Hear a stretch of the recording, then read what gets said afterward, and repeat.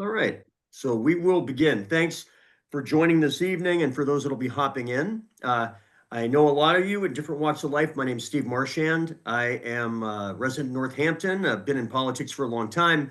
And my passion these days is what the work that I and increasingly a growing team of folks do with Move the Goalpost. As a quick backgrounder, it was founded in 2020 while we were all sitting around wondering what to do. This was pre-vaccine COVID, and a lot of us were kind of stuck in our homes, taking the active out of activists. I had run for governor a few years earlier and was out of the running for office business, but used to be an operative for quite a while early in my career. I managed governor's races, congressional, presidential primary, down ballot, you name it. And I used to audit cities for a living too. So I've got a quantitative background, and it all smushed together with a desire to answer the following question for friends and folks who had been supporters of mine and activists who said, look, I have $25. I have 3 hours to give on a given weekend. Where in a down ballot race, which often gets so little attention, where are the places where my $25 or my 3 hours of activist time will do the most marginal good, will do the most to answer the most important question if you want to govern in this state or this country? How do we win more? And it seems like that's the obvious question we should always start with, but I find that's not always where the resources go. I know now that there's going to be a critical U.S. Senate race, especially with former Senator Sununu in. We have an open CD1 race that promises to be highly competitive in next November. But those will receive millions and millions of dollars of funding from out of state and in state. Meanwhile, as many of you know, so many important decisions that affect our daily lives occur in New Hampshire, down ballot, executive council, state senate, state house. Most folks, even pretty engaged folks, don't know a whole lot about who represents them. Especially in these larger districts, take a really high engagement community like Bedford, which we'll talk about tonight. It's such an important town in state politics now. They elect 7 state reps. How many folks can name their 5th favorite state rep, right? I mean, this is only in New Hampshire that we have this level of quantity as well as quality of representation. So they were looking for information to help make that decision. So I tried to do it a quantitative way, have developed and refined a model that I think has turned out to be highly predictive, and have done it long enough now that the predictive can also help us in things like recruiting. What kind of candidates tend to overperform the most? What districts are moving the fastest, or maybe in ways that appear subtle until you look at underlying analytics and things like that, all with the goal of winning so much, as somebody once said, you might get sick of it, though I don't think I would. I don't think any of us would get sick of winning. So that is the precursor. There we go. Somebody says I have 5 state reps and one's a Republican, so I can definitely name my 5th favorite. Touche. That's very good. Let's see here. Let me get us to the correct screen. Let's see here. And all right. Let's do this. And let's do this. All right. So we'll begin. And if you have questions, I'm a solo show tonight. So in terms of the chat, I'll be able to peek occasionally, but it may be delayed. So we'll definitely have time at the end to just let it rip as well. So we call it a tipping point show because, as you'll see here, we're looking for where the hinge is. Where's the elbow where things begin to become more difficult, where opportunities might lie, and where the difference between winning and losing is likely to be found. Tonight, I want to go through a handful of items. First is to explain some of the quantitative and qualitative factors that get used in evaluating House districts and ranking them. A lot of it is numbers, but now we're entering the phase where a lot of it's going to be hand to hand. It's going to be visiting districts, visiting candidates, and I've been doing a ton of that over the last few months. There's nothing like sitting across from a town chair or a prospective candidate and learning factors that may make a district more or less challenging. As you'll see tonight, one of the most important questions that will vary the competitive nature of a given district is whether or not an incumbent is planning to run again. And in a lot of cases, we don't know the answer yet, which makes it difficult to rate them like that. But I can identify certain districts where I already have heard if the Republican retires, it becomes much more competitive. If the Democrat retires, it becomes much more problematic for us to hold the seat. These are really important questions depending on the district. So we'll talk about that. We will preview the political playing field entering 2026 because we are officially in 2026 season, including variables that, as Don Rumsfeld once said, there were known unknowns, and unknown unknowns. And being able to figure out which bucket those variables sit in is important this far out. The third is we'll look at some potential bullseye House districts, and particularly how we try to figure out where the bullseye is, the ones that are most likely to be competitive and determinative of who will be in the majority in 2027. And then we'll do some Q&A and discussion along the way. Like I said, throw them in the chat. I'll take a peek occasionally, and then at the end, we'll have plenty of time to just do it verbally as well. So, 4 primary analytical tools before we get into, but a lot of ways to use them. One of them, and very quick reviews of them all. One is the Partisan Voter Index, the PVI, how much more Republican or Democratic your town or your district votes than the state overall in recent elections. I've updated the number quite a bit since last year, refined the formula in a way that I think makes it even more responsive to changes in these districts, and some of them have changed a lot. The second is PACO, which I introduced last cycle. It's points above expected candidate outcome. I found some flaws in it, and I believe I've corrected them, and I found that it was much more predictive in 2024, much more aligned and much more intuitive. So I'll show you that in a second. That's been a very useful tool that's been added. The third is trend lines, and I've done a lot of work on this one over the last year.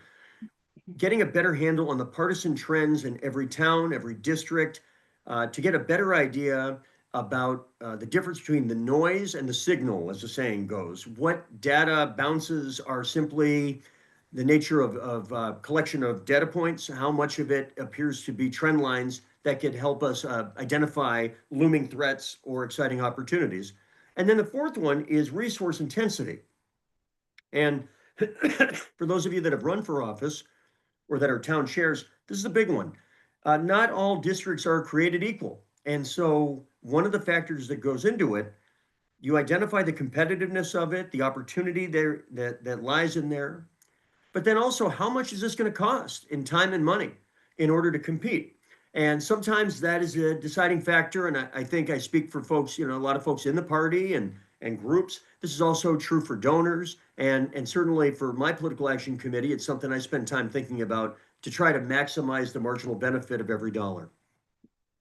The PVI, I mentioned it measures how much more Republican or Democratic your town or your district is compared to New Hampshire over the last several statewide general elections. So I put a little note at the bottom with an updated figure. So between 20 and 2024, Democrats received an average, when I do a weighted average that weighs governor more heavily, of about 48.41% of the two-party vote in all those statewide elections. Now, couple caveats, that's the two-party vote. So if you were to look at the Secretary of State's website, it would be a slightly different number if you calculated it, including write-ins, libertarian, independent, depending on the race, and so forth. To keep it apples to apples, what I found is most effective is the two-party vote. So it is the calculation based on the total number of votes of the Republican and the Democrat in each of the relevant races. Let me check this real quick here and see if we got in the chat. Let's see here. Okay. So that the baseline for entering 2026 is 48.41%, to be very exact about it. So when you see in the rest of this evening that a House district is D+3, it means that that district within this time frame in this model has voted about it rounds to 3 points more Democratic in these races than the state overall. So anything between technically 2.5 and 3.49 would round to D3, although I use the exact number for the calculations. We'd call it a D3.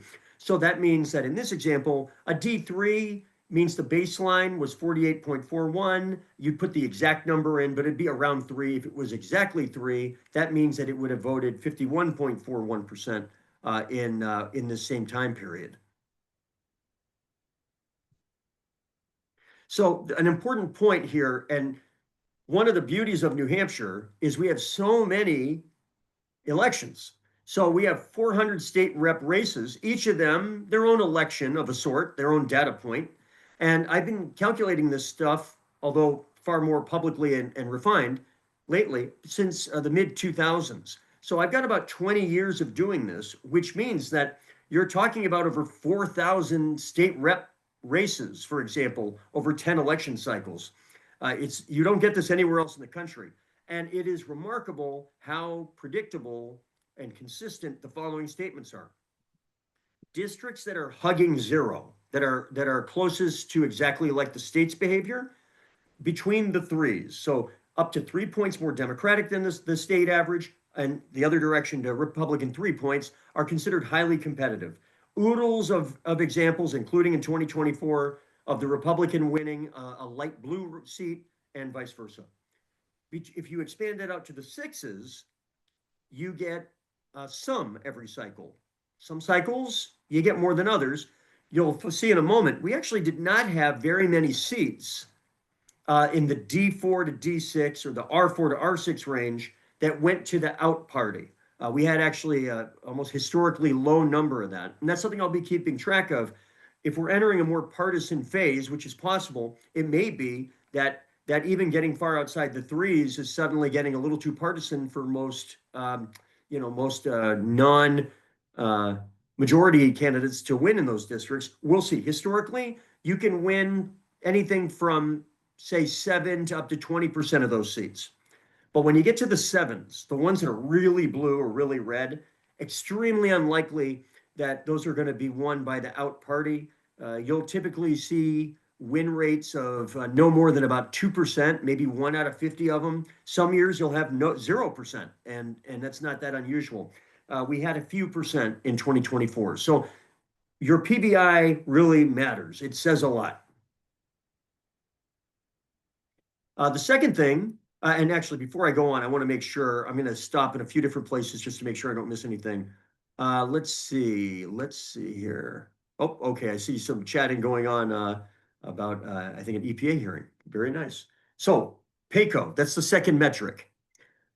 Points above expected candidate outcome. I introduced it last cycle. I learned a lot from it. It's much better this cycle, and I'm very pleased about that. Here's what it does. So it was created in 2022 to project something pretty nerdy, but very important. What would a replacement level down ballot candidate for House, Senate, Executive Council, what would they have received in each of the districts knowing the eventual environment? How did the top of the ticket do? What was the national environment like? What was the PBI of the district that day? What would a replacement level candidate have gotten? So why replacement level? It's not average, and it's actually an important point. Replacement level comes from a sports place, a sabermetric philosophy. I've done a lot of work with that. That most of the unique value of a candidate or a second baseman on the Red Sox, or like the accountants that offer services in your community, pretty much anything in life, most of the unique value of a professional or a candidate is what is provided above replacement level. So think of replacement level in this context like this. You're the town chair. It's 2 days before the deadline to file. You have 5 seats and only 4 candidates. You're desperate for a 5th candidate. There's a certain point where you will likely ask somebody who you will tell them, do not campaign. You're not going to win. I don't have any expectation that you'll do anything that you don't want to do. Please put your name on the ballot. That's basically a replacement level candidate. And in most communities, if we needed to, we could find somebody who wouldn't do anything. They'd put their name on. They would not bring a lot of baggage nor a lot of prestige. They would simply put their name on and do their civic duty. That's replacement level. So the question is, how much how much better does the actual candidate that ran that year in that district do compared to the model's projection? The difference with a few tweaks is basically the PACO score. So it tries to tease out the environmental factors that go into how a candidate does on election day and tease out the part that could be the responsibility of the candidate's work and natural skills and reputation and so forth inherent to the candidate themselves. So the way PACO works is you need to have a full ticket. So if you have a 3-seat House district and one of the two parties doesn't fill it out, so you end up having an empty seat in effect, PACO doesn't really work because it corrupts the data as a practical matter. So there were 274 Democratic House candidates in 2024 who ran in a House district that was full, where both sides of the ballot were full. And here's what happened. So the average PACO score was about 1.3. Actually, it was exactly 1.3. So the average actual candidate did about 1.3 points better than the replacement level model projected a replacement level candidate would do. Now, you can see how it distributes. There, of the 276, the vast majority of them are in this middle zone right here. You can see that more candidates add value than add negative value. Actually, about 2/3 of the candidates had added positive value beyond a replacement level. And you can see that in some cases, they delivered a lot of extra value. Really, any candidate that delivers plus PACO value is doing pretty well. Because most people don't know a lot about the House candidates, particularly non-incumbents.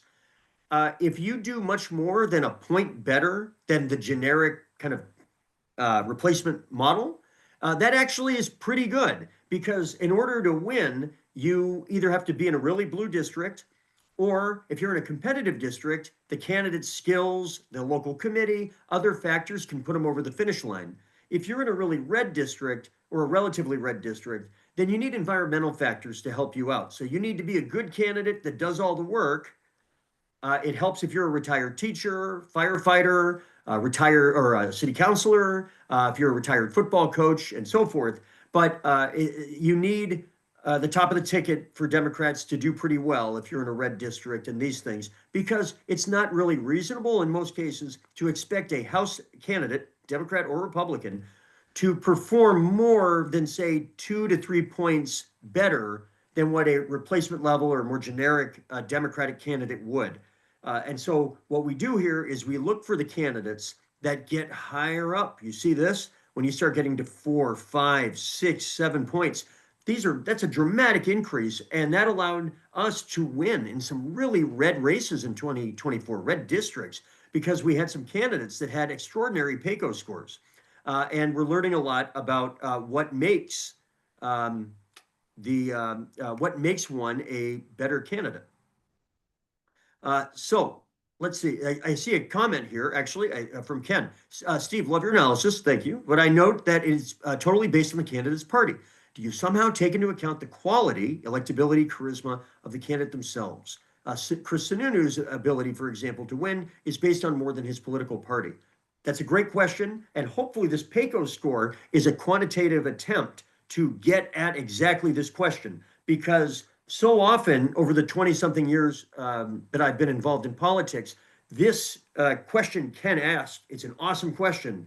And we've not had really good ways to measure an answer to that beyond anecdotal or qualitative. And anecdotal is not nothing, but to the extent we can measure this, it also allows us to predict it and to see what kind of candidates tend to overperform what the PACO model suggests. So is the reason they overperform because of charisma? Is it because of name ID? Is it only because they're incumbents?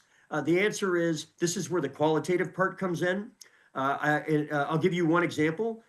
there is a candidate in a really red district who narrowly won in 2022 and then narrowly lost in 2024. Al Turcotte in Merrimack County in Allenstown. Uh, Turcotte in 22, I mean, this is a red district getting redder. It's like an R+6, very hard to pull it off. Turcotte did in 22 and then barely lost in 24, which in some ways was actually an even more impressive performance. It's just the environment was not as friendly for Democrats in overall. So I was asking around, and I was asking some folks in Merrimack County as I was doing my initial analysis leading up to tonight. Hey, why? What's the story? And part of this, I know some of the story, but part of the story is that Turcotte worked at the town transfer station, the dump, for quite a while, and it turns out that there's a lot of evidence that folks that work in local government in outward-facing ways, even stories of folks that work in sanitation, work at transfer stations, obviously public safety, people that coach, people that teach, former city managers, current or former select persons, city attorneys. These are all, as long as they have a positive reputation while they did that work, it's pretty awesome, it turns out. And it can overcome a lot of points, including it gets you on the right side of this chart. So that is part of the answer, I think, to Ken's question. So I'm looking at some other questions. Let's see. What would a PACO metric be for a PVI? Let's see if I can understand this one. PVI of competitive versus, I think, potentially competitive race is how I'm going to interpret that. Basically, when you get to these PVI scores of R4, R5, R6, it gets tough quick for Democrats, just as it does for Republicans the other way around. In order for a Democrat to win in an R+5 district, which I'd call a potentially competitive race, you almost need the Democrat to be capable of a high PACO score, unless it's a mega wave year. So like 2018, 2006, 2008, those are the three biggest Democratic years of this century in New Hampshire for Democrats. So if you get that going, you'd be amazed at the races you can win with candidates that are not necessarily dynamic. I don't know that 2026, and this is why we're going to do more projections later in the year, of course. We don't know that yet. We're really far from knowing that. Think of a hurricane that is thousands of miles, 2,000 miles off the coast. The cone of uncertainty of where it'll hit remains very wide for a long time because we don't know how the hurricane will bounce around, and eventually it'll make landfall. We're very far from landfall, so we have to when we're recruiting now, and I certainly try to help with that. We want to find folks that have potentially high PACO scores. There was another question. What about midterm races? Doesn't that make a difference? It does. And right now in our history, a midterm of the out party from the incumbent president, so that would be Democrats, historically tends to be a pretty good night. So in this context, we should be having a pretty good night in a Trump midterm. The other factor is because of the nature of the two parties' bases. Lower turnout elections favor Democrats right now. Higher turnout elections favor Republicans. This was not true for a long, long time. And midterms, of course, tend to have lower turnout. So if we have a Trump midterm, both words there should aim at the Democrats having a pretty good night. And so the model, the projection at the top of the ticket will project a relatively high floor for Democrats. And then as we get closer, we will follow it, and that number adjusts as we get closer and we get more data, like polling, we know who the actual candidates are, and so forth. Let's see, another question from, hold on here. Let's see. Let's see. Okay, does the model have the capacity to account for a particularly strong or weak opponent? Yes. Good question. The PACO score, think of it as the Republicans have an inverse version of it. So If the Democrat has a PAYCO score of 2.5, the Republican likely has a negative PAYCO score of about the same number. So I'll give you an example. There was a fantastic candidate in Sullivan County in 2024 running in a large single seat district. And I think I can use her name because I'm being very complimentary. I think she's fantastic. Jenny Ramsey. Jenny did not win, despite the fact that she checked just about every box you could ask a non-incumbent candidate to check off. Nobody worked harder. She raised a lot of money. She had a great local committee supporting her. She was, I believe, the chair or ex-chair of the local school board. I thought she's very charismatic. I mean, she has all the quantitative and qualitative factors that would suggest in a competitive district that she could upset, flip the seat, and beat the incumbent. And yet, her PAYCO score was okay, but it wasn't as high as I would have guessed. I was asked, does that say something about Jenny? And I'm like, nope, I'm pretty confident. Her opponent was a popular incumbent. I believe her name's Margaret Dry. And she was a very strong Republican. And so think of it as the immovable object versus the irresistible force. And sometimes you have a very strong Democrat running against a very strong Republican. And what ends up happening is you end up with an almost zero PAYCO score, not because neither of them were any good, but because actually both of them were very good. And so they have the effect of crossing out each other's powers. So when I see a PAYCO score, I don't always assume it means that the Democratic candidate was super awesome or super disappointing. You have to take the full context to that excellent question. Yeah, so that's right. Margaret Dry had a very strong local presence. Yeah, so let me get back to this. So you can see the distribution. The average PAYCO score was about 1.3. The median score was 1.33, so about exactly the same. And we had a handful of candidates. Mark Vallone in Epping had the highest score in the state. Keep in mind, a score of 3 is really good. He had a score of 15. Biggest score I've seen in the short time that I have been measuring it.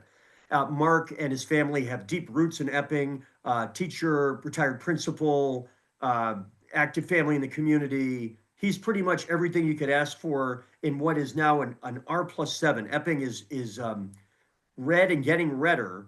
And that is an example, frankly, where if Mark Vallone decides not to run again, that seat goes from a top 10 competitive seat that we, plow into, keep him in there, to one that almost certainly falls out of the bullseye pretty quickly. And no pressure, Mark, on that one.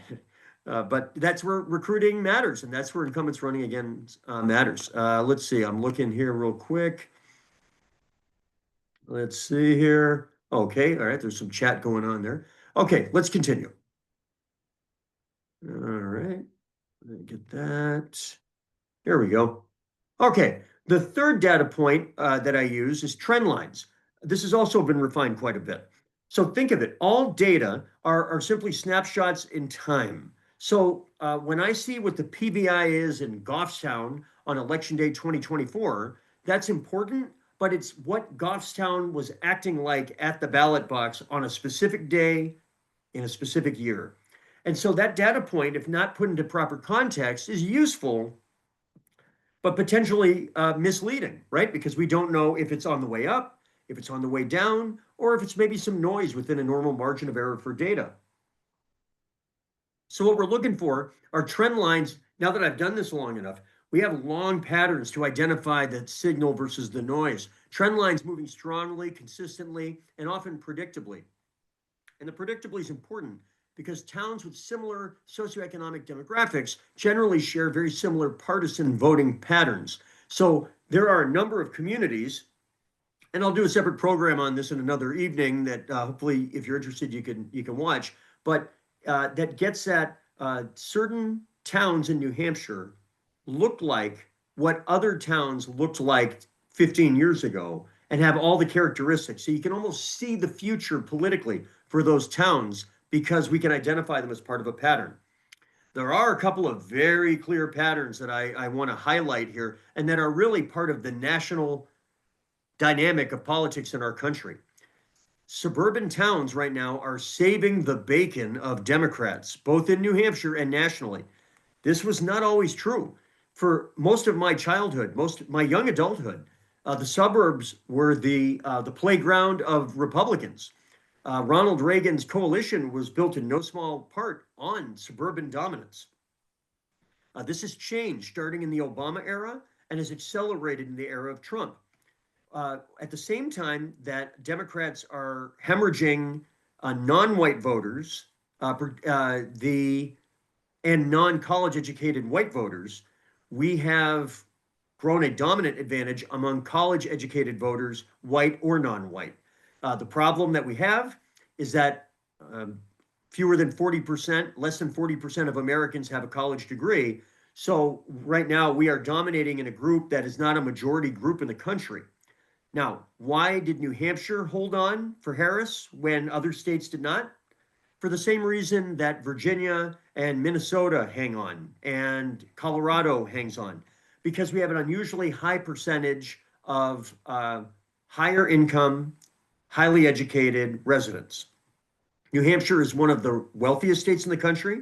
It's one of the oldest. It's one of the highest percentage with at least one college degree in the household, more millionaires per capita than any state in America.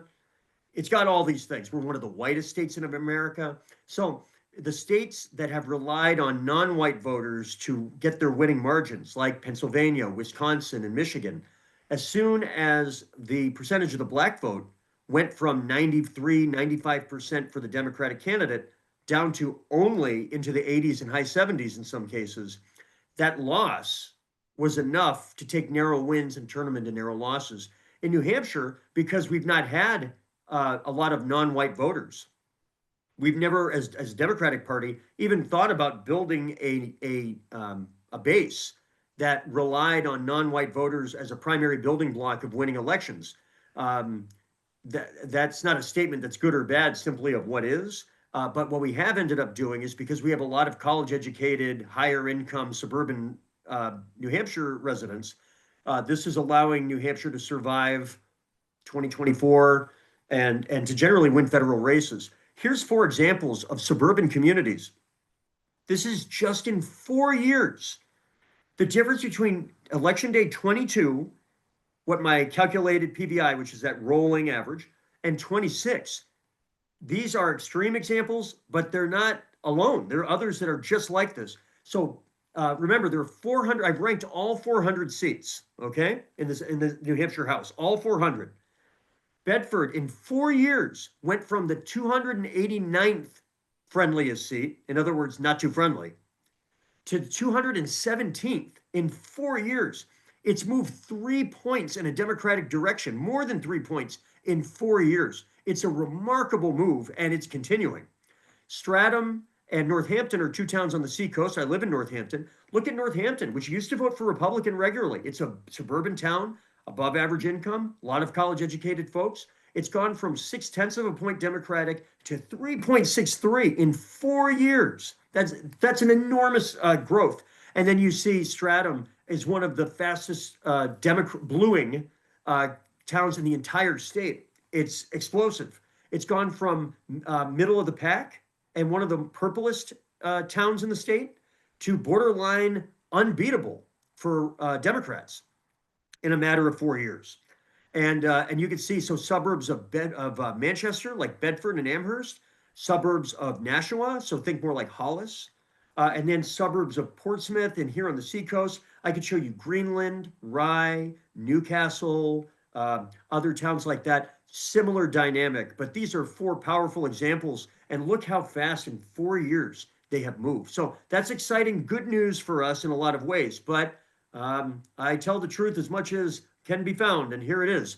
There are places going the wrong way, and they're generally blue-collar towns and blue-collar cities. So Berlin, where anybody who knows Corinne Cascaden knows her as awesome. She's a wonderful person, was a wonderful rep, and a great and the best candidate we could have run in the special election yesterday.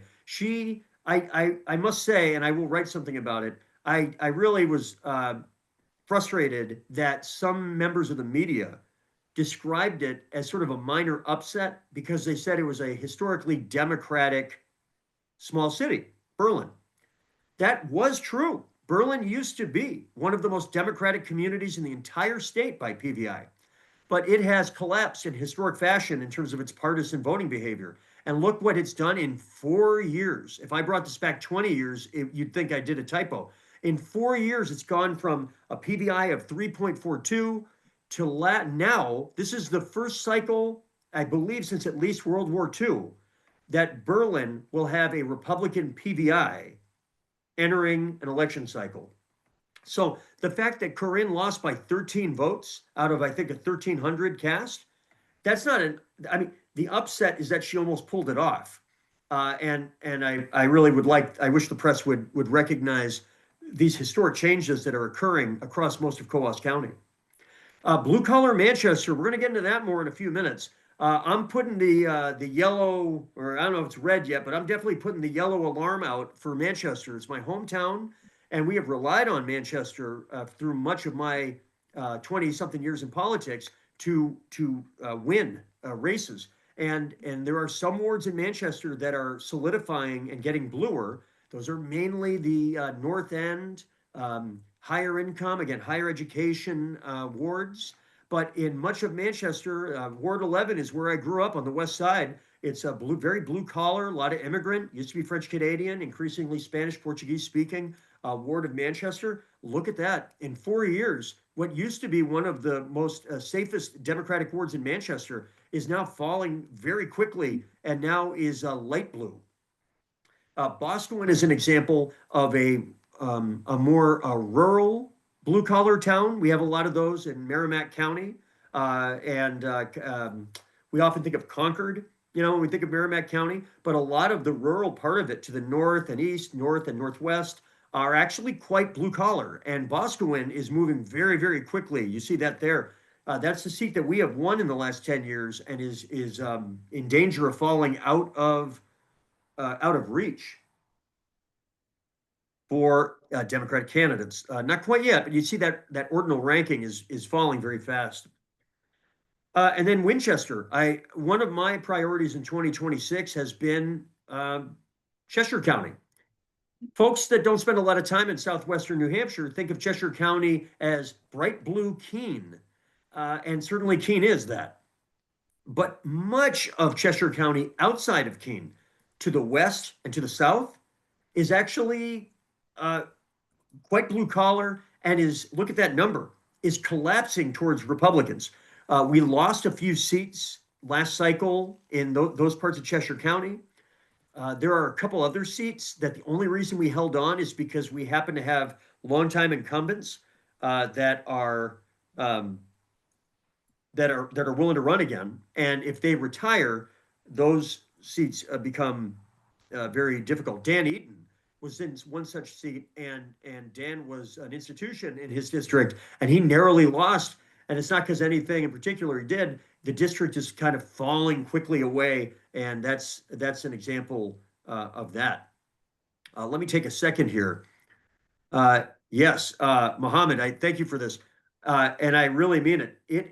I've spent some time in Winchester, going back to when I was a candidate for governor, and then since then, and it is that whole area around it. I would love to spend some time over there because those are seats that if we're trying to get to a majority, there are the sexy ones that we all know about, these suburban seats like Goffstown, Bedford, Merrimack, Hollis, that are the ones coming to us. So they're more exciting, right? Because they're getting more attainable. But we don't want to lose the juice from winning those seats by leaking out seats in these more blue collar areas. So that is one of the places. Thank you, Jacob. 1,743 seats cast there. So that was a nail biter. Pat Long, awesome question. We're going to get more into this later, or not question, comment. Since the median district is R+3, we have to be able to win R+3 districts reliably. This is, hold that thought, because in a few minutes, we're going to get to some data that is really, nails that point and gets us thinking about where the action needs to be. So Yes, another factor, resource intensity. It's not, it's related, but it's not the same. It's how many voters, not residents, per representative are in play in each district. How many seats are in the district? How geographically compact is the district? And this is where the power of incumbency versus an open seat makes a pretty big difference in the resource allocation, or at least it can. So there are districts, pardon me, there are districts that have relatively unusually low voter participation, particularly that have higher drop off. I don't have that in here tonight. Again, we can do that another time. That's a factor that goes into it. There are certain districts that consistently will, in multi-seat House districts, will see a participation above 90%. So that is to say, more than 90% of people that walk into the booth, 98, 99% of them will vote for governor. But in multi-seat districts, we see dramatic drop off. In single seat districts, we see no drop off. People vote for one-on-one state rep races at virtually the same rate as Congress and governor. But as soon as they vote for no more than 2 or 3 or 10 or whatever, that changes quickly. And in some districts, it stays around 90+%. In other districts, it drops well below 80%. And there's a lot of reasons for that. And that's a big deal because if you're dealing with fewer votes, win margins are smaller. There are many factors, but resource intensity has to be one of them because we live in a world of finite time and money. And I just give two snapshots of two really important House districts that present pretty important differences in profile. So think of it this way. So Grafton 18 is this big, sprawling 10-town district that goes pretty much from 93 almost to Lebanon. I think it goes all the way out to like Enfield and beyond. So it's a one-seat float. It casts 11,000. Now, granted, presidential year, number will be somewhat smaller, but still proportionally, you get the idea. 11,250 votes cast last year. One district, one seat district. It's an R plus about 0.75. So it's highly competitive, but it's flat. It's pretty much staying in that very competitive, but very light red. And it's very rural too. So it's a lot of knocking to walking ratio is not so great. Hillsborough 42, which is one of my personal favorites, is New Boston, Mount Vernon, Lineborough, 3-seat district. We have almost won seats in there a couple of times in the last 3 or 4 cycles. Has some of the most, how do I put this nicely, impactful Republican legislators where the value of the flip is even greater, like a Keith Ammon or something, for example. Look, many fewer votes cast, a little more compact district, only 3 towns. It's R+2, but it is collapsing towards Democrats for the same reason that Bedford and Goffstown are. New Boston in particular is, it is basically people that want to live in the Manchester area. They can't afford Bedford. They maybe can't afford Goffstown. They drive an extra 15 minutes. Now they're in New Boston. That's the profile of the kind of person moving there. And that is dramatically moving that district in a much more competitive direction. Almost certainly one of the most important seats for us. So those look the same, but they're not the same. And that's kind of the point there. So let's talk briefly about the playing field.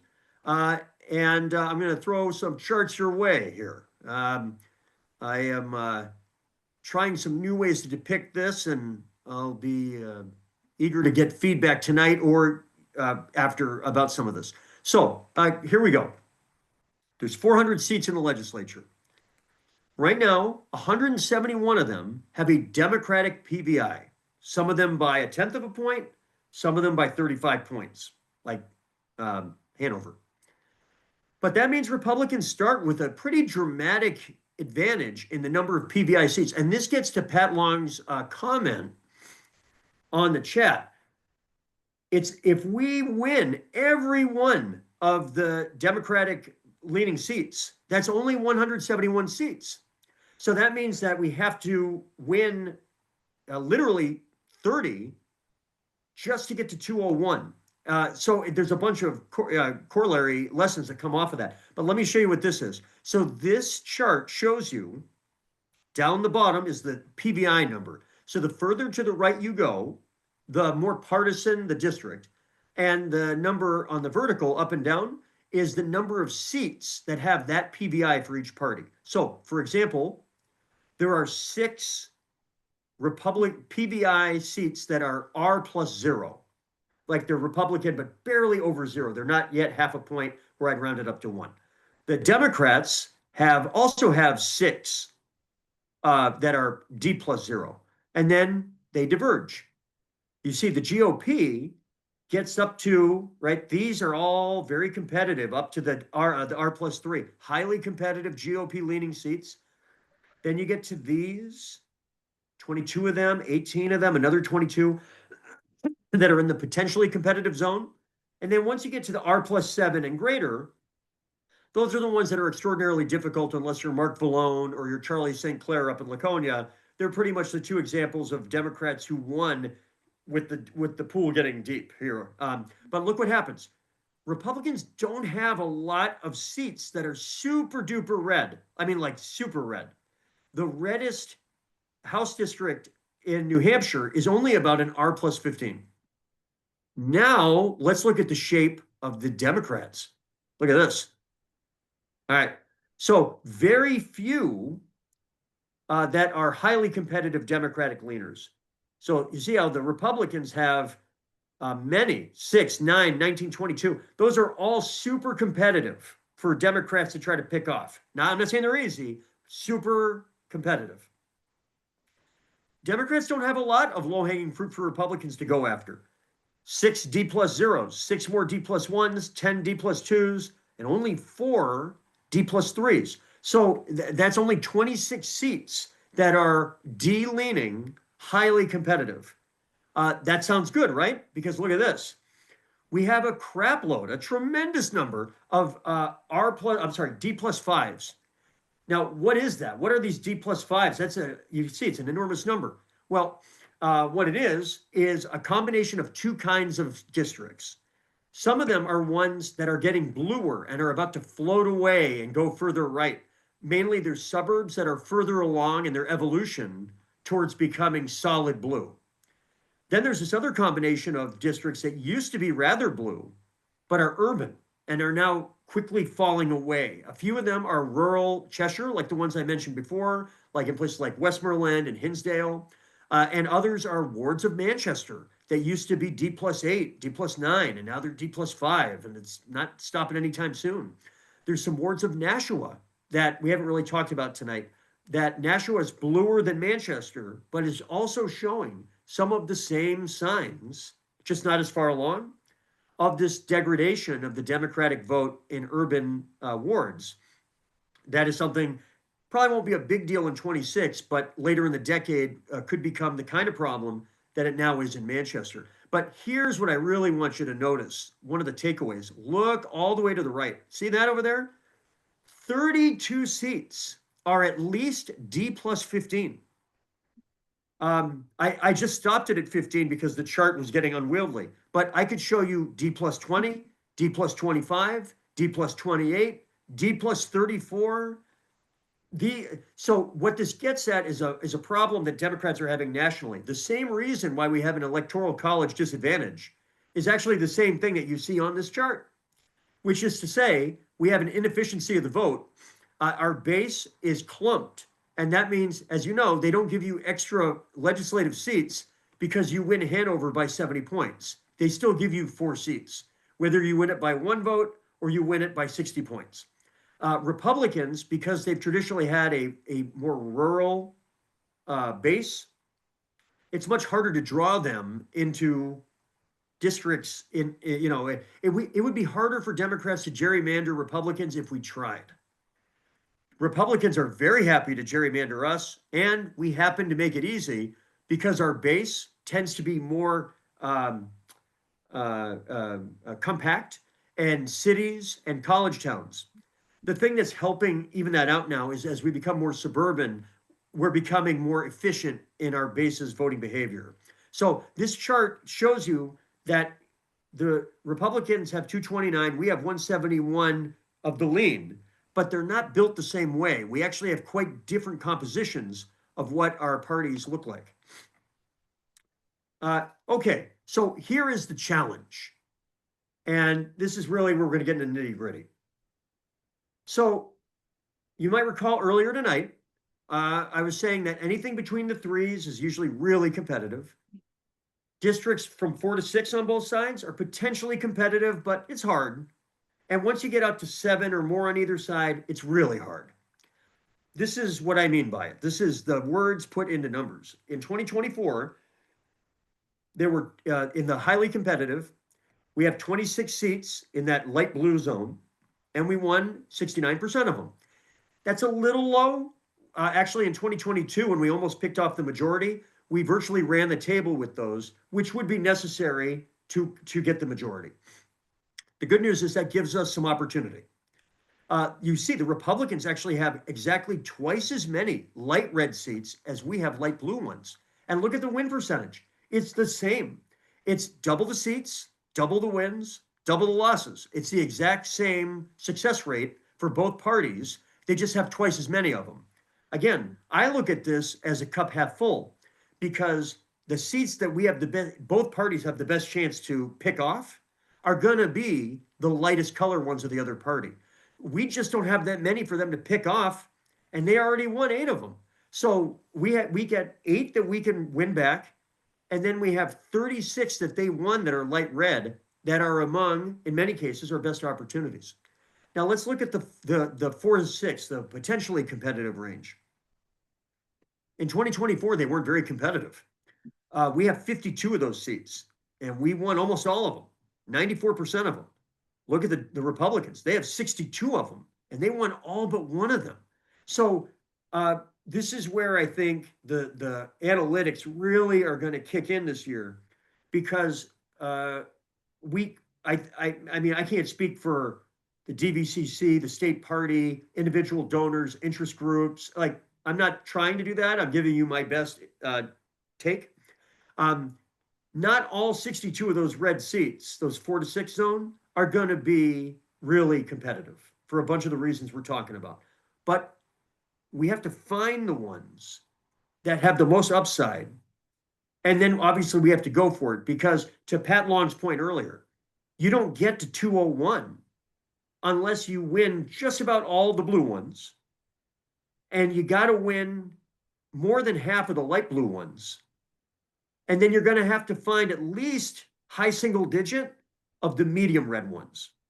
That's the path to 201. And it's hard to get around that math. And so the median seat, the seat that we have to think to ourselves, how are we going to win that seat, is probably around an R, high 2, low 3. That's probably where the real action is going to be for our ability to take it from 170 something to more like, let's say 210. Last note, look at the really red, really blue, the 7 or more. We have 93 super blue. We won them all. The Republicans have 115 really red. Although remember, they're not nearly as really red as ours, right? Theirs are really red like R plus 9. Ours are really blue like R plus a gazillion. I'm sorry, D plus a gazillion. We did pick off 2 of those 115, which if we can do that, every one of those we pick off next year takes tremendous pressure off of the medium red zone, right? And those are bonus. And that's Mark Vallone and that's Charlie St. Clair. So God bless both of them. So you can see, the Democrats actually did better than the Republicans at holding serve. That bottom row, we won over almost 94% of our blue seats. That's a nice number. The Republicans did a little under 92%. So that's great. The problem is simply they just have more seats. So they have a little wiggle room. And, at least for the time being, we don't have quite that luxury. And that's part of the game here. Let me move this here. Whoops. Let's see, why doesn't that do? Oh, I see. Hold on 1 second. There we go. There we go. Sorry about that. All right.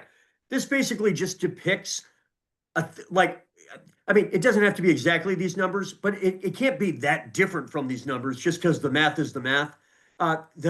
Think of the path to 201 or hopefully more as mining for gold. or maybe the better analogy is um, looking for oil. The deeper you have to go for the oil, the harder and more expensive the oil is. So you better get all the oil you can near the surface. So we have to win almost all of the blue seats. And we've done that. In 2022, I believe we won all but two of them. So this is not crazy. So I'd say 167, but you could tweak that number. And then we have to win roughly half of the light red ones. And again, we've done that in the recent past. And then we have to pick off at least high single digit of the medium red ones. If we win any, and I don't even have any in this calculation, if we win any of the deep red ones, you see how it very quickly could make the real difference, because it means you got a little wiggle room in those medium and those, mainly the medium reds. So whenever we find a candidate of the caliber of a Charlie or a Mark, Charlie, if you don't know Charlie St. Clair, you're missing out. He is awesome. He is the longtime executive director of Motorcycle Week at Wares Beach, which is a great way to get elected to a state representative in Laconia. That's what I mean. Like the stories, there's 100 ways that you could be a great match. So don't be intimidated if you're not the longtime executive director of Motorcycle Week. I think that's pretty awesome. But there are many people in your community who could check a box pretty well like that. So quick thing, this usually comes up in the Q&A, so I'm going to try to get ahead of it. Why are there 229 and versus 171? And so, that sort of thing. Some of it is gerrymandering. There's no question about it. He or she with the golden rule, they get to make the rules. So they had the trifecta. They had it in 2010. They had it in 2020. That's the rules. I'm not so sure having it at the years that end zero seems to matter a whole lot anymore. So stay tuned, I guess. Not sure that's great for the country, but frankly, if the Republicans are going to carve the crap out of all the red states, then I don't know that we really have a choice but to match that fire with fire. So far in New Hampshire, luckily, we're resisting that temptation. But it's not just gerrymandering. It's part of the bases, and I won't get into it again. It's what I was describing earlier. We simply have a less efficient base nationally and in New Hampshire, and that makes it a little bit harder. We just have a lot more seats that we win with, quote, what they call in political science, excess votes. More votes than you needed to win the seat, that you wish that you could have some of the folks in Hanover move to New Boston, and all of a sudden we'd pick off 3 seats in New Boston, and we would lose no seats in Hanover.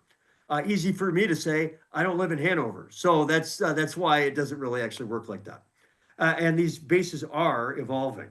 So it is so early. I was trying to figure out how to attack this, and I last cycle rather, when I did this in early 24, in hindsight, it was painful how detailed and long it was. And it was also several months closer to Election Day, which made it able to be more detailed. So I didn't want to get silly about it. So I'm going to go a little broader for tonight. We can talk about districts in the Q&A. And then obviously, I will keep updating this both in my writing. If you don't, please go to stevemarchand.com. You can read my Substack. And you can subscribe. It's free. Although there is a paid option. I see some of my paid subscribers, and thank you so much, because you help allow me the time that I'd otherwise be doing other contract work to be able to spend more time on the writing and analysis, which hopefully delivers value. But I'll be writing a lot about all of this stuff, obviously, in the weeks to come. So I decided to start by putting the obvious bullseye seats, the seats. No list cannot include these, at least for now, starting with the most obvious and logical and working out. So think of, I don't know if this is the center of the bullseye, but it's certainly in the center of the bullseye. So first of all, let's start with the obvious. There are 3 seats in New Hampshire that are R+4 or redder that a Democrat holds right now. We've talked about 2 of them at length, Mark Vallone and Charlie St. Clair. You know how I mentioned there's 100 ways to be an awesome candidate? Hope Damon is another awesome way. First of all, to know Hope, I mean, we're very blessed to have her in the legislature. She is, I think, just incredibly wise and a great person. She represents a rural part of Sullivan County that happens to also kind of sprawl into Claremont. So it has blue collar city going red, but it also has like Sunapee, and it has Croydon, and it has some really interesting towns around it. And she wins even though it's an R+4. Hope Damon, if you don't know her, Croydon was where a bunch of a literal handful of Free Staters basically did a sneak attack to largely eliminate the schools in Croydon, when they saw a loophole where, basically a couple dozen folks could get together and vote to eliminate the school budget.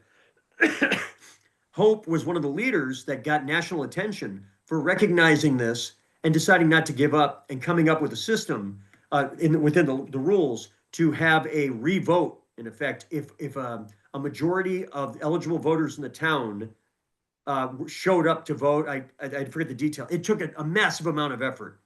They did it, and then the restoration of the money passed almost unanimously because the rest of the town was like, "Are you kidding me?" But it wouldn't have happened without Hope and other awesome people. Hope, with that amazing brand that she built authentically, ran for the legislature in a pretty red place, and she won. And then she won again. And look at this. Hope came to Berlin on her own time to knock on doors for Corinne in Berlin. She is amazing. So that is fantastic. Let's see. Before we go further, I see Kat McGee, who one of our strongest incumbents, who has won in Hollis both before and it became light blue, and as it's become light blue. Hollis has moved quickly, and Kat was able to win before some of that move occurred. So, and then she stayed there. She's great. Her question: since we had 238 seats in the 2018 blue wave year, how much effect did the redistricting have on our chances to win significant majorities again? It's a good question. There's been 3 times that Democrats have had the majority I think, in state history, or at least the 3 biggest we've ever had were 06, 08, and 18. So that was a mega. There's no question. Redistricting, I'd have to do the math on how much it affected it. It would, at the moment, unless we had an amazing blue wave year, which is possible, the ceiling is probably not 238. The ceiling is probably more in the low 220s, 225.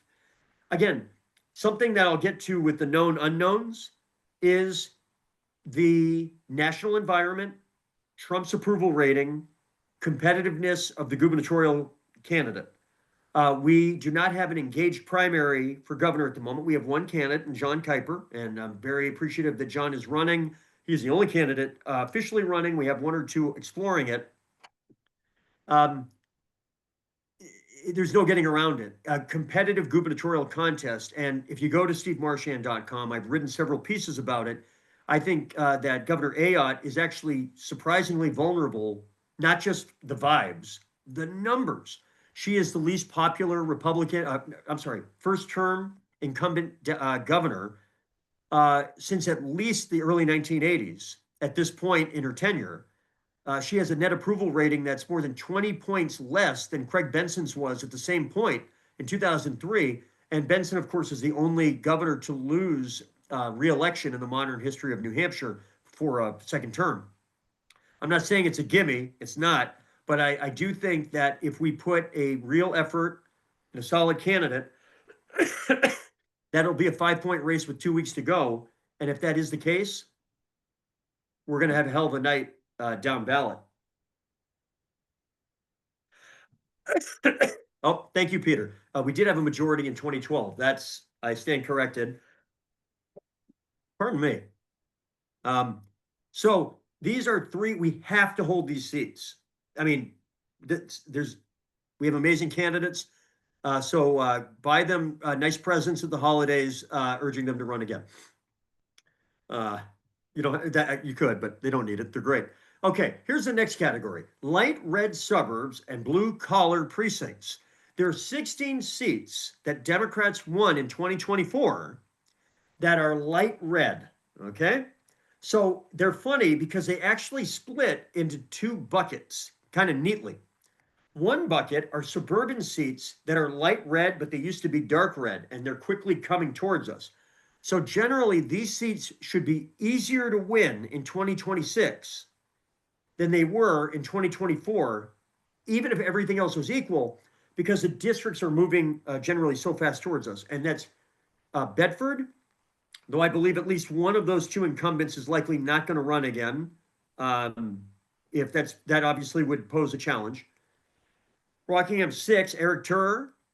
In Merrimack, that is now acting like about an R+1. It is going to be a Democratic leading PVI probably by 2028, which is remarkable if you've been around. Merrimack, I did not think we'd see that day, and we're almost there. We already have 3 of the seats. I think that's one where if we get some strong candidate quality, we can hold on to those 3 seats. Spent some time and invested some resources through the PAC there as well. I think they got some great local leadership. I love all 3 of their reps. That's a place we could pick off a couple more seats in 2026, but that's a planning kind of thing. Now, Stratford 4, Barrington. I'm stretching what suburb means, but it is moving towards Democrats. It's very light red. Here's a problem. Unless things change, currently both incumbents do not plan on seeking re-election there. One is moving out of the area. She's getting married. Congrats to Cassie. And Heath is currently running for Congress. And both of them are fantastic young state reps, but for different reasons are, at least for now, unlikely to run again in that district. And so yeah, so that's a challenge. And then Milford, which I mentioned, Amherst is become quite blue. Milford is getting there, but it's still redder. And it's a 4-seat district where 2 of the seats are Republican and 2 are Democrat. So holding the 2 Democrat is the start point. Seeing if we could pick off at least one more. The Republicans have at least one very strong incumbent that may be difficult to beat, but perhaps there's a 3rd seat that we could pick off there as well. Whoops, I think I might have, yeah, there we go. So now those are the suburban ones. Here are the blue collar ones that generally have the opposite problem. They're light red, but they used to be blue and now they're getting redder. So the challenge generally in these districts is that they're probably getting harder every 2 years, not easier. Again, all other things being equal. Claremont, we used to have all 3 of them. And Gary Merchant narrowly lost that 3rd seat. Gary, one of my favorite reps in the legislature, and I hope he runs again. He's a great candidate. And I think it'll be a better environment, which means I think that seat's winnable. John Cloutier, I believe, is the longest serving, or may have the I don't know if it's consecutive, but he has been there as long as any Democrat in the House. And Dale Gerard is the mayor. So that gives you an example of the power of those 2 to overcome a district getting more difficult. And then you see a couple of Rochester seats. Rochester may be the bellwether community in New Hampshire. I was just up there last week doing an event. We'll do a lot more in Rochester. And several seats in Rochester are right on the tipping point. These are 2 of them. And then Swansea is part of that western Cheshire County that I was talking about. Barry Faulkner has a really high PACO score. As long as Barry runs, we're probably good. If Barry didn't run, it starts getting tough. And then Manchester. This is a difficult one. And Manchester, Dan Bergeron, really, he was the only Democrat to run in that one, was able to win. There are a number of wards in Manchester we're going to talk about in a second. That's another challenging one. I see a lot of chat here. Let me make sure I'm not missing anything. Yes, thank you, Rosemary. Chuck Grassi, who has done it all in Rochester. I mean, really, he won the mayoral race last night, and which is awesome news. And he has tied a state rep race there. He's won some, he's lost one, and I think Rochester is going to be one of the most important communities in the state. And I think Chuck being mayor, for obvious reasons, is going to help. Let's see. Oh, that's right. Mary Jane Wallner is the longest serving House member. I know John Cloutier has some distinction, maybe male. I don't recall. anyway, has that seniority. Hi, Steve. Any ideas on Merrimack 7? How is Newbury trending? New London strongly blue, and Sullivan 5, where Linda Tanner lost by a handful of votes. Yes, Merrimack 7. The most moderate Republican in the state house was probably Dan Wolf, who represented that district. That district was getting very blue. That's up 89, roughly halfway between um, Concord and the Upper Valley. It's gotten higher income and the Democratic trends there. It's now borderline safe. It's about a D plus 5.5. But Dan Wolf was able to, he probably had the highest PACO score of any Republican in New Hampshire. We had a great candidate, Greg Sargent, run in 2022. Greg knew what he was in for, lost, but gave it a good run. Wolf didn't run again in 24. Greg runs again. Greg crushes it. I now would classify those two seats as safe. Karen Abel, Greg Sargent, really good duo, and that's now a safe district. Sullivan 5 with Linda Tanner. Linda has been involved in some of the closest races for the state house in the state over the last several cycles. She lost that one by, I think, low double digits. They may have had a recount. And that one's going to remain right there on the tipping point list. I can't imagine, particularly if Linda runs again, that wouldn't be in a top 20 list all the way through the next year. That's going to definitely be one of the most competitive ones. Let's see here. Just checking out before we move on. Okay, I think it caught most of that there. Okay. Okay, so here are seats. The next bucket. These are blue seats, light blue, held by Republicans. So there are only 11 blue PBI seats in New Hampshire out of the 171 that a Republican won last year. Here they are. The ones that are in red are ones where the trend lines are moving the wrong way. The ones that are in blue are the ones where the trend lines are moving in our direction. 5 of the 11 are in Manchester. Again, I cannot say this enough. If we are not thinking about Manchester as a central plank of getting to a majority, then we're missing where the math is. There are wards in Manchester that are moving, albeit slightly, in a Democratic direction. Ward 12 is on the west side, northwest, and Ward 9. But you can see there are 3 other wards that are moving, in some cases, very fast in a Republican direction that are probably part of trying to get that majority back. And then you see the other 6 are 2 of them are in Nashua. I talked about that earlier. That's an emerging challenge, like Manch, but not as far along. There's a 4th seat in Hampton. 3 of them we win pretty comfortably. There is a Republican, Bridle, if my memory is correct, who is a really good match for the district. He has one of the relatively speaking, we've started doing the research, one of the more relatively moderate. He has voted against a couple of real nasty bills. I think he knows that he's in a tough district for re-election. Of course, he has other votes that are not great, and those will be highlighted. And he has some local ties in the community.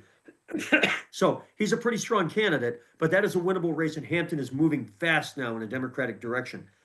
Coas has no Democratic reps anymore. That Gorham seat is the bluest seat left in Coas County. I just did an event with the Coas County Dems last week, and we started talking about what it might take to try to win back that seat and look at 1 or 2 of the other Berlin-based seats. Alstead Stoddard, part of that same story about Cheshire County. And then Hollis, that is one of our best chances to flip a seat probably in the entire state. That had been Republican. We narrowly got it back in 22. We narrowly lost it again in 24. But the district continues to move in a Democratic direction, and that is a flotarial. So that is if my memory is right on that one. So that's a high priority seat. Hollis is hot stuff for us. So we could win all those seats I just showed you. It's not that many, right? It's the 11 that Republicans have in Democratic districts, and it's a handful that Democrats have in Republican districts. Okay, that's the starting point, but that's not enough. So we got to hunt for some red flips. I feel like in California that means something. I have no idea what that means. There are 36 light red seats held by Republicans. There are 61 medium red seats held by Republicans. But as you recall earlier, the medium red ones, you can talk a lot of trash about them, but if you're winning 15% of that bucket, you're doing very well. So you don't want to rely on that medium red to get to the promised land. Most of your dirty work is going to happen in the light red. So what I'm not going to do tonight, for the interest of time and because we're so far out, is to go through exactly which ones those will be. I'm going to be, we're doing what we're calling house calls around the state. I'm doing one tomorrow night in Northwood, representing Rockingham 1. That's Northwood and Nottingham. That's one of those districts. I'm going to be speaking in Milford on Friday night. I was in New Boston a few weeks ago, did Coos County last week, did Rochester last week. We're rocking it out. If you want us to do some events in your community, we take some of this information, but largely with my partner Shayna Potvin and Nicole Bump, we have developed a program some of you may be aware of called You Are the Media, to really try to connect activists with the collateral needed to connect with the type of voters in these districts that we're going to have to turn towards us in order to win in these seats. And you can learn more about that at the PAC's website, which is movethegoalpostnh.com. And you'll see that again at the end. So here's what I'm trying to do. I use some of the metrics to try to answer questions to begin whittling it down. So I want to give you a quick peek inside the thought process. So there are ways that we try to triangulate. So for example, which districts are coming towards us the fastest? So I took all the seats. I'm going to go back here. I basically took the seats in one of these two buckets. So roughly 90 seats, of which if we're going to get a majority, we're going to have to find like 30 of them. All right. And there's more than 30. We're going to have to pick more than 30. But we got to figure out which ones are the best of these 90 or so. All right. So there are different ways I try to begin answering that question at this early juncture. So which of these districts are coming at us the fastest? So I'm looking for districts that are relatively light red and that are moving towards the Democrats the fastest.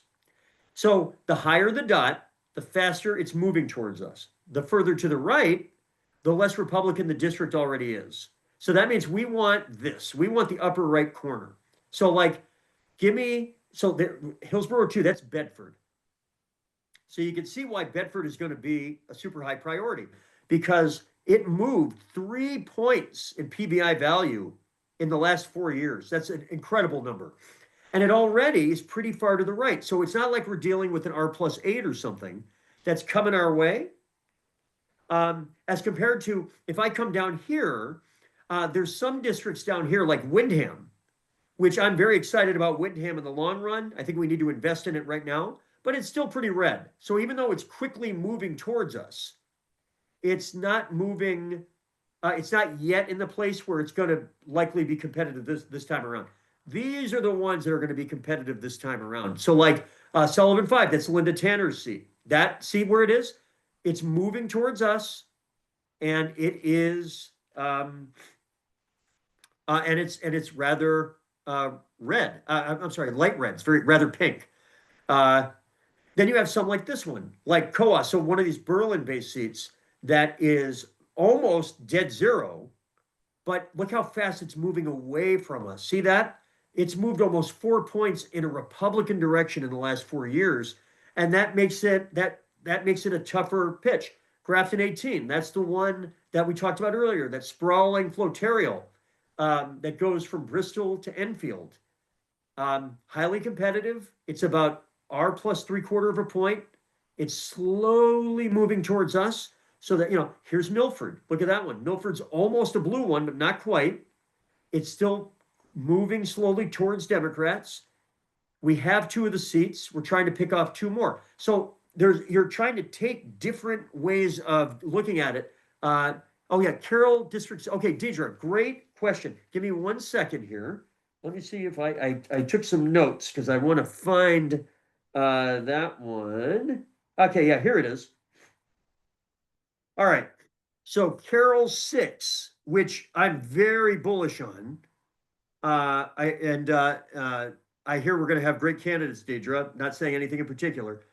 So that one acted like about an R plus 2.5 last cycle, which makes it highly competitive. It's moving very quickly. So right now it is. Let me see if I can find it. Carol 6. 4. See if I can find that. Here it is, right there. So it's moving at a good clip. It's moving half a point a cycle, which is fast. It's moved a point in the last 4 years. It's going to, and it's moving faster. If I took this out further, you'd find that it's moving even faster. And you can see that it's now getting, it's not just in the medium red zone. It's getting close now to the light red zone. I think we can win a seat there, and I'm really glad you brought that up. That one, it's going to keep floating to the right. And I think if anything, it's floating right and upward. So we want to focus on seats moving into that upper right corner. Let me see. Let's see. I am just making sure I don't miss anything here. Indulge your patience. Let's see here. Oh, you are the media. Oh, maybe I can get this here. Shoot. Oh, yeah. Question about basically looking at last night's results. In the you are the media work that we do, in a lot of ways, it actually makes me feel even more comfortable with the policy mix that we're espousing. Folks are like, well, wait a second. We had a couple of relatively moderate military background women winning in bluish, light blue states. New Jersey seems to be getting more competitive. And then we had a Democratic Socialist 34-year-old, you know, dynamo guy win in New York City. What what can we take from this diverse collection of winners? And I would argue two things. Number one, listen to them all. In their own way, they're communicating about the things that matter most to voters: affordability, the cost of living, the cost of housing, the cost of groceries, the cost of transportation, the cost of heating your home. In New Hampshire, how does that translate? We've done a lot of work on this. And we think there are four issues that matter. And almost all the messaging we do keeps funneling back to four things: your property taxes, the cost of housing and availability of housing, the quality of education and the increasing sense that people feel like the future of their school district is it's uncertain. The costs are going up. They're not sure the quality's keeping up. The property tax issue and all. And then the fourth one's always healthcare. You never go wrong with healthcare as a top tier issue. Democrats have a brand advantage on that. It is working pretty well during this shutdown, to be honest. And at the state level, I think some of the most effective messaging by House and Senate Democrats has been on healthcare, specifically Medicaid. And I think we should be just hitting that home all the time. Really, what I'm saying is three of those issues are the same issue: housing, education, property taxes are the same issue in New Hampshire. They're just articulated from a different perspective. And then healthcare is a cost issue. Nobody thinks generally, when they say healthcare, they don't mean that the healthcare I get, the quality of American healthcare is substandard. It's the access problem. It's the cost problem. Um, in New England, we're surrounded by some of the best medicine in the entire world. The problem is, can you access quality healthcare? So that's a cost issue as well. So I think that is consistent with what we saw. Uh, and it is true. Kat says it here. We should be talking about how poorly Republicans manage your money. It's true in Concord and in DC. I think that the kind of gubernatorial candidate that will do really well is one. If you project, you have to project two things at the same time. Can you project competence? competence, the ability to manage budgets. Are you nimble with the numbers? Can you communicate policy in a way that just oozes competence? And can you do it? And I think it's okay to say this. Can you be kind of interesting in the process? For whatever Governor Ayotte's skills or liabilities might be, even my Republican friends that talk about her acknowledge that she is at best marginal in terms as a public communicator. She does not have the dynamism that former Governor Sununu had, uh, and and that's part of the problem I think she's having in her poll numbers. She has not established her own brand the way that John Lynch did, Chris Sununu did, even Maggie Hassan did. They each had their own style in a way that translated to very high approval ratings, including 10 to 15% of Republicans who said they approved of Lynch and Hassan, and 15 to 20% of Democrats who said they approved of Sununu. There's virtually no cross partisanship in approval for Kelly Ayotte. And that's why her approval rating is 47 instead of 62. And that's why she's vulnerable next year. If we match her up with somebody that can match or exceed the perception of competence, could you run stuff, and then has superior ability to communicate and energy and sort of that outward facing charisma, that's probably the matchup that would, I think, give her the greatest fits, and that would obviously have down ballot benefit as well. Yes, Tom says, have a beer with Chris Sununu? Sure. Have a beer with Kelly Ayotte? Probably not so much. And again, I'm not saying she's a bad person, all that. It's politics. That's the business. Let's see here. I'm just scrolling very quickly. I apologize that I'm trying to catch up here. Looks like we want to chip in and maybe do a bake sale to buy Glenn Cordelli's house.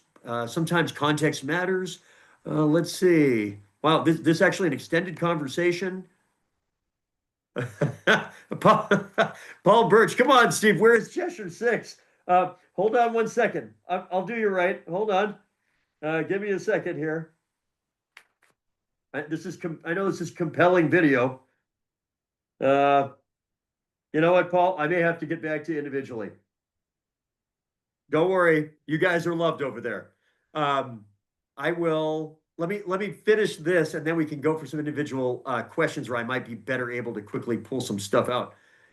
Okay, so you want to be in the upper right over here, and so that's one of the things that I look at. Here's another way to look at it. So what districts might give you the best bang for the buck? So and this one, I did this at the last minute. So this is the number of votes that were cast in 2024 going left to right. And here's the PVI of the district. This one is the opposite. You want to go upper left. You want small districts that are highly competitive. Again, this is not the reason why you do or don't pick a district, but it is one of the factors that when you're trying to divvy this up this far out, you're doing this kind of work. So like, for example, right here, Stratford 8, that's Rochester Ward 4. It's an R plus 1.5, basically. And it is a super small district, had about 2,000 voters in 2024 in a presidential year. So that tells you that in an off year, we're looking at probably well under 2,000 votes. Now a lot of the districts in Coos County tend to have lower turnout, lower participation down ballot. There are some benefits in terms of from a strategic point of view. And that, again, the Coos districts are moving the wrong way, but it's still going to be really light red. We have to win a lot of light red seats. Small district, multi-seat, it's going to be less than R+2. You have to think of it that way. And we're going to do this in a number of different ways to try to figure that out. Known knowns, known unknowns, unknown unknowns. Here are the things we know. Well, let me start with this. Here are the things we don't know what we don't know. In early 2001, we would not have known that 9/11 would completely change everything in the country, including our politics, for several years after. We did not know we'd be going into Iraq. We did not know. On New Year's Day 2020, we did not know that everything was about to change, and that it would have lasting impacts on everything from the economy and inflation to the way kids learn. My kids were still in school right in the middle of that. The level of disruption, I think it's really easy now to take pot shots at folks who were trying to make the best decisions they could at the time about how to handle education. Nobody really knew what to do at that moment. But I know this, it had incredibly disruptive ramifications that we continue to deal with as parents of our kids now in college to this day. So we didn't know these things were going to happen. Even more recently, we didn't know that former President Trump was going to get shot at twice in a matter of months as a presidential candidate. We didn't know that Joe Biden was going to have a calamitous debate on June 27th, 2024. There's so many things we didn't know recently. And these things have enormous impacts on how the political environment around us goes. So we have to acknowledge that there are things we don't know. Now, there are things that we know we don't know. I don't know who the Democratic nominee for governor is going to be. I do know it's a really big deal in determining the political environment for our down ballot candidates. But we as individuals have very limited control. I tell everybody, if you have a potential gubernatorial candidate in mind who could use some persuasion from somebody with quantitative skills and who has run for governor and who managed a gubernatorial campaign and is willing to buy them the best coffee in town, then please get a hold of me, because we need to find and recruit, a quality field of candidates and create juice and vigor in that field. We don't know what the economy will look like 363 days from now. I could create scenarios, and I started modeling where we are in a recession. I could also see one where we're kind of bumping along. It's hard to see a robust economy 10 or 11 months from now, say a massive expansion or something like that. We could see the beginning of a bust of AI investment. That could be the beginning of a bubble that has real economic ramifications. We don't know. We know these are things. We don't know what those things will look like. And that makes modeling this far out extremely difficult. I will say this. If the top of the ticket, if the baseline gets north of 50%, because we have a U.S. Senate race, we have a gubernatorial race, we have 2 statewide races next November, and then Trump's approval rating, and often the congressional races act as a bit of a proxy on the presidential approval rating to some extent. If the model, as we get down the stretch, shows that the expected baseline of the environment gets north of 50% for Democrats, that is the model where we are winning legitimate majority in the House, like a 210, 220 kind of majority. If that top line number starts floating very far below about 48%, it gets very hard to get to that number. It gets hard to get much higher than we're at right now. We can do things on the margins, but the difference between getting to like 185 and getting to 215, a lot of it is that macro environment, and then what we do on the edges. And that's where what we're talking about tonight matters. We're looking for the inches around us. That every one of these districts represents a mini slice of opportunity if we look for it, if we find it. And then, well, actually, one last thing, the known knowns, quality of recruitment. It is not too early. If you're thinking about running, I know some folks in this call, incumbents and non, who are running or I think are planning on running. So I'm very excited. Some of the folks I see here tonight that I know to be engaged like that, there are people that want to help you. I know myself and my team, we are ready to rock and roll. As we get later in the cycle next year, we typically raise money to give in early contributions to candidates who need it the most. We can't bankroll your campaign. We do try to help with the early money. The faster you raise the money you need, the less you have to be raising money in the summer and fall, the more time you can be knocking on doors. That's really the power of that. And obviously the knowledge and expertise. So we look at it like I and the folks I work with, we can provide professional level help in ways that you don't have to pay for. So that's in some ways perhaps the greatest value of the PAC, because a lot of folks give money, but there aren't a lot of folks that have been doing this for 25 years and, sleep with this stuff under their pillow and travel the state trying to meet the candidates and get to know them as people and then try to help them as friends. That's really the spirit of it. I want us to win. I also want you to do a few things, if you don't mind. One is go to stevemarchand.com. That's my Substack. If you're not a subscriber, please do. It's free. You can do the paid version as well. Again, many appreciations if you do that. I have a pair of podcasts that I am spending increasing amount of time doing. One is a political one, the Steve Marchand podcast. You can find that on iTunes. You can find that on Spotify. I will have another episode up. I'll have an episode up Friday, and I will have another one next week. And then I have a sports one, and I love sports.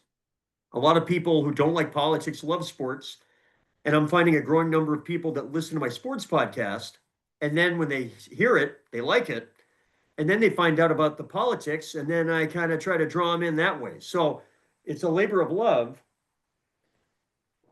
but I'm not lying to you. It's a way to come for the sports and stay for the politics. We have to find ways to get people in our lives who don't like politics every day to slowly learn that they can love and be a Democrat too. And the way to do it is typically not by shouting a bunch of Democratic talking points or throwing a spreadsheet of 7-point plans at them. It turns out that's not effective.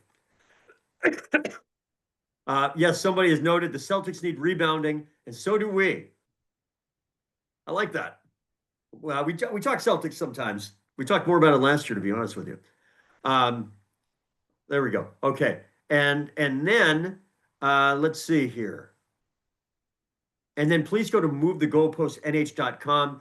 If you're interested in having us do a session in your town or in your house district of that You Are the Media, where we do some education on how to upload the technology we've developed. Again, it's free. And we use data that we have purchased to identify the values of the voters in every precinct in New Hampshire, the language that those people use to communicate those values, and then we connect it to the issues that we think are most important: housing, property taxes, schools, healthcare, and we communicate it to the places, to the people in the ways they get their information. And we've gotten hundreds of activists already online and doing it, and I'm seeing the fruit of that labor already. And we'd love to get you and your community, your Democratic committee, in on that as well. So you can email me through the movethegoalpostnh.com website. You can see the website right there. And I think with that, I'm going to stop that, and then maybe if you wish, we can go to just some good old Q&A here for a little bit, and maybe we can go for about 15 minutes, and then we'll call it an evening. But let's do that. Anybody have any questions that they'd like to, or comments? I'm sorry, or comments.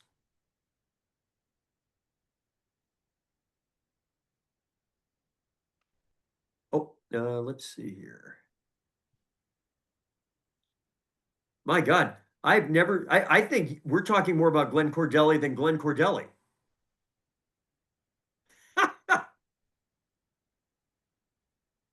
Let's see here. Let's see. Can you post a link to the PBI for all districts so we can look ourselves? Yes. Give me a little time because this stuff is a work in progress. Oh, I'm sorry, Walter. I see your hand raised. Yes, Walter. Yeah, so you're giving us a preliminary look at the high priority districts, so the ones we have to win and hold. Um, there are only three of you right now. So how do you plan on, what do you think is a suitable strategy as to what the local committees, what you need from the local committees in these high districts to make your work more efficient and more effective? Because you can't do all of them, obviously. It's hard. It's turning out you're right. So, so a few things.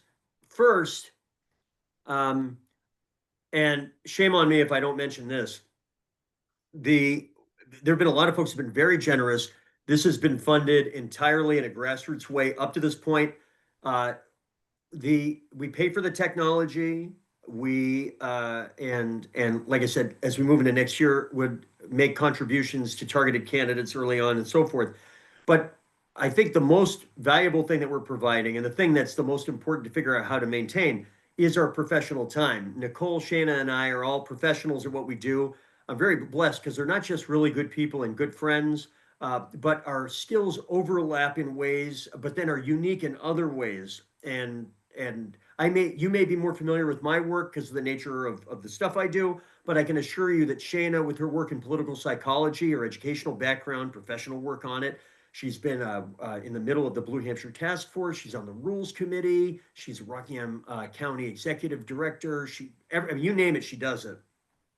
And then Nicole Bump, who is really talented professional marketer in the private sector, who is now the Goffstown Democratic Chair and is taking those skills increasingly into the political work. So our time, and so frankly, we raise money so that we can get to a place where we can compensate ourselves for some of the time, and frankly, we don't expect that it's going to get compensated at the level that my private sector work does. But we also all enjoy being married and have tried to figure out a way to balance these things. So if you go to movethegoalpostnh.com and you make a contribution, I mean, the number of people who've given 25, 50, $100 has actually been, including many of you on this call, has actually adds up for our little engine that could. And some of you have been able to give it at higher levels. And I mean, we've gotten some folks that have given at the 4-digit level. We had somebody who did a 5-digit contribution, and obviously that moves the ball. That moves our goalpost a lot faster as well. So we have a budget goal. We're working on it. We're trying to raise it in bigger chunks, but so far we are entirely funded in that manner. And we that's how we roll going forward. So that from a time perspective, the more that we're able to fund it, the more that we're able to turn it into the full-time work rather than having to kind of hustle around other work that I and others do, to pay. But what we would like to do is the teach the teacher kind of thing. So like when we go to some of these communities, really part of the point is to explain the program, to show it, to demonstrate it, and then to do tutorials, and then to get people uploaded onto it. And that's great because I find in some of these towns now, we have town chairs and some of their members who are extremely fluent in it.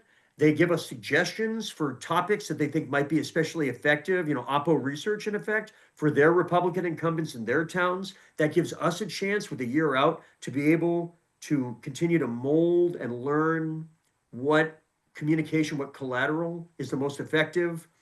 And so what we want to do is get to a place where we can kind of push ships off the shore and then be available as a resource when they have follow-up questions or these suggestions. So that's the idea, but obviously it's a lot of work to get to that place.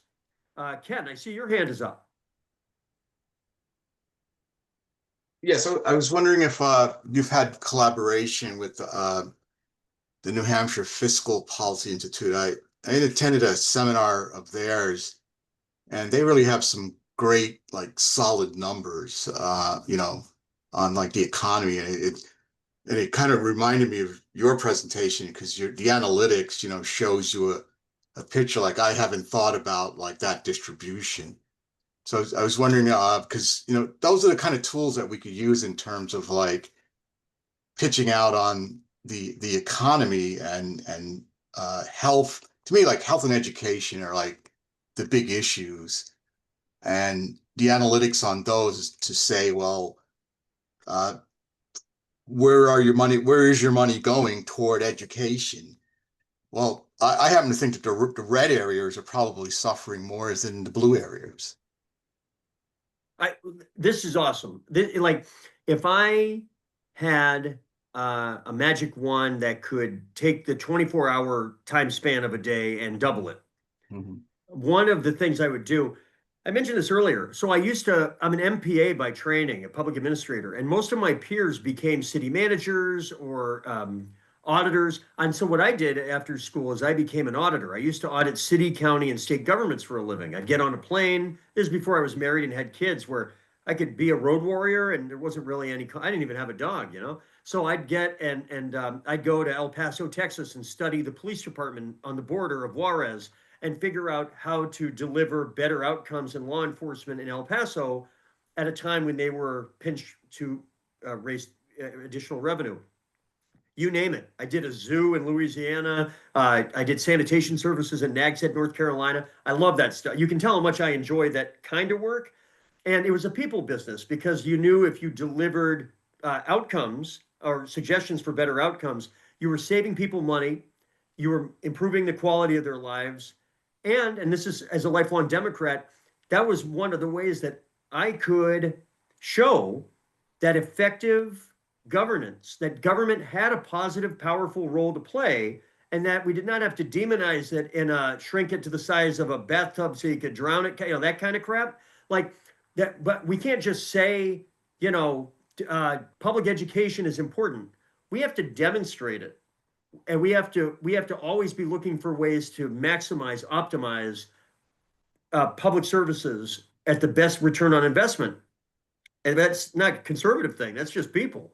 So, like when I was running for governor, I felt like we did polling on this right when I was running, and some of the strongest additional support I could get across parties was as people learned more about my auditing background as a mayor, as an auditor, and was able to talk about it in these. The combo is you got to be able to talk about numbers in a way that doesn't bore people that don't like numbers.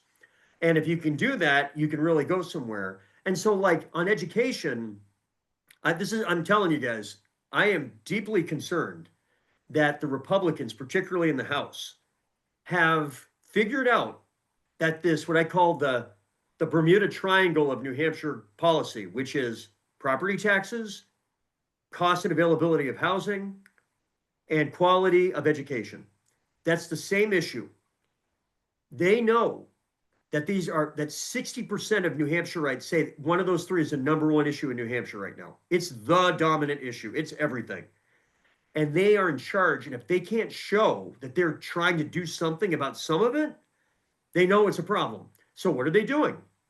They're doing crappy stuff, but they're trying to do something. So they're trying to put a cap on the per pupil spending that local government can spend per pupil. That's pretty crazy. Free staters are proposing that. They are doing things on zoning, some of which I personally actually think are not bad ideas, that make it easier to build detached ADUs, additional floors in urban zone, whatever, that kind of thing.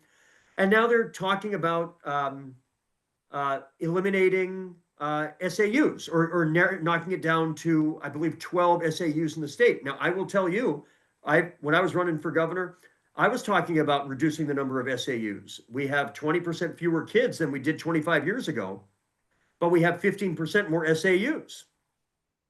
And I can tell you as a former auditor, that's not optimal.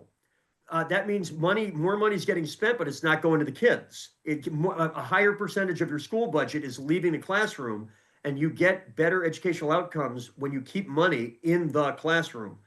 Higher starting teacher pay is the best investment in the public sector because it directly results in higher educational outcomes, which everybody's shooting for. But the money's not going that way right now, not because of DEI or fraud or waste or abuse, but because of this bizarre system we have in New Hampshire that relies more on property taxes than any state in the country, has a collapsing student population and a large number of SAUs. New Hampshire in New York City in the wake of the city electing Zohran Mamdani. A billboard truck is making rounds in Manhattan. Okay, took care of that. I'm like, oh my God. So anyway, there's something there. They're trying some stuff. I think a lot of it's really bad policy, but we have to come up with an alternative narrative. We can't just be like, you suck. Like that might be enough in an off-year wave election to pick off some stuff. But no, I want to help. I want to help these misguided folks because they're throwing away their kids' education. I mean, I rolled out of bed one day only to find out, and I'm sure a lot of other folks did, that there's this big shortfall in funding it, and a court had to come in and say that, hey, New Hampshire, you're below funding students, and by court order, you got to get that number up, and they still haven't done it. And Ken, here's the thing: there's a Republican state rep out in Charlestown, which is one of the poorest towns in New Hampshire. That's one of the most directly devastated by the way we fund education in the entire state. And his name's Walter Spilsbury. And he, again, I don't particularly like his plan, but he's one of the first Republicans I've actually heard be willing to say in front of a reporter, uh-oh, I guess we actually have to find a way to raise the money because the Supreme Court said it, which strikes apparently is novel. And so he's like, great, we'll raise 10,000 in aid per kid, which and we'll do it by quadrupling the statewide property tax. So, when all you have is a hammer, everything looks like a property tax. So that's what the Republican Party's got. And so it's a lousy way to do it, but it's like there were even now you get some Republicans that are like, uh-oh, we got to do something. And I just think there's a real opportunity for us to be like, well, yeah, you know what? There are things you can do. And it's not just, we need an income tax. Like that's not where it's at. But I'm telling you, as a former auditor, we have the most inefficient delivery system for public education in America, period, end of sentence. It's sitting there on a T. If you don't fix that, it's really hard to know how much money you need to raise. That's a message for somebody somewhere. So what do we need to do? Some forensic accounting, or do we need, we need to get this message out to the voters that you're getting a raw deal with these Republicans. And the Democrats, we've proven in the past that we can give a good quality education. I mean, my two sons went to Londonderry High, and I thought they got a really good education there. It really depends where you live in this state. We have some of America's best K through 12 schools, not far geographically from some of northern New England's most struggling schools. You could run a marathon and run through both of those situations, and not you don't have to be an elite athlete to do it. I mean, it's that random in a lot of ways, and basically it's just like if there's I think it'd be very easy to look at somebody like Governor Ayotte and just be like, the question is, who's looking out for you? Like, who's going to look out for you? I think there's somewhere in there is if you get voters starting to ask that question, I kind of feel like there's an opportunity to give them an answer.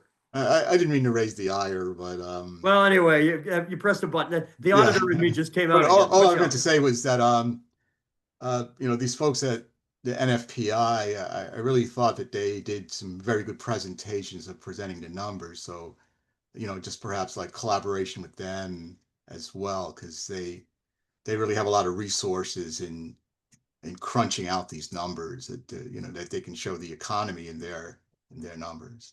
Are you folks familiar with NHFPI? I see a lot of nodding heads. They're great. Yeah. They do great work. They are great, yeah. There was a question, somebody asked, if the election were held today, how many House seats do we win? So it's a great question. And if you've watched my stuff in the past, I'm unafraid to give a number, as we approach election day. The problem is we're not approaching election day.